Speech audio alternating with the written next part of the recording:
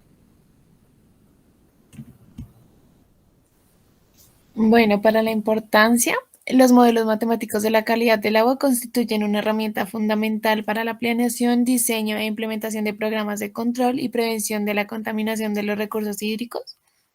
Entonces, estos modelos son útiles cuando están adecuadamente calibrados y validados y pues son usados para la estimación del impacto generado sobre los cuerpos de agua, como consecuencia pues de diferentes escenarios futuros, incluyendo la reducción de la carga contaminante, diferentes condiciones hidroclimáticas, eh, como los del cambio climático, entre otros.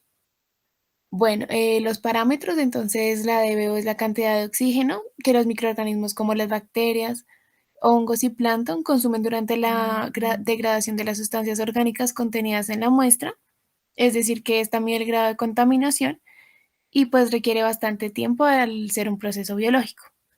Por otro lado, la calidad y cantidad de oxígeno disuelto en agua tiene una gran incidencia en el desarrollo de la vida y de muchos procesos que se dan en el medio acuático. Los organismos vivos necesitan pues de este oxígeno para mantener su metabolismo y su captación se realiza a través de la respiración. Por este motivo, pues el oxígeno ha sido siempre una medida imprescindible en los estudios de calidad del agua. Siguiente.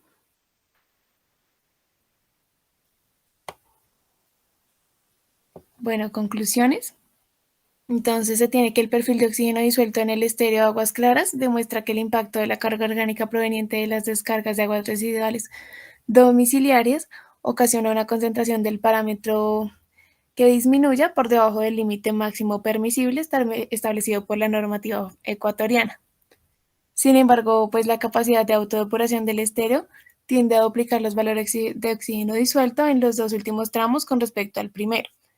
Esto está relacionado con los valores altos de la constante de reaeración de hasta 2 órdenes de magnitud mayores con respecto a los usualmente reportados para estas corrientes. Bueno, la siguiente es la disminución de la carga orgánica mostrada en los perfiles de la DBO y pues evidencia un papel que desemplea la constante de remoción total en el proceso de autodepuración del estéreo. Bueno, por último, la simulación de los niveles de oxígeno disuelto con Qual2K mostró un ajuste muy similar al observado en la modelización de Streeter-Phelps, por lo que al comparar las predicciones, estas reflejaron un error menor al 40% en casi todos los casos. Entonces, las predicciones de la DBO en la simulación de Qual2K tuvieron un ajuste claramente menor debido pues a la falta de información que requiere el software. Muchas gracias.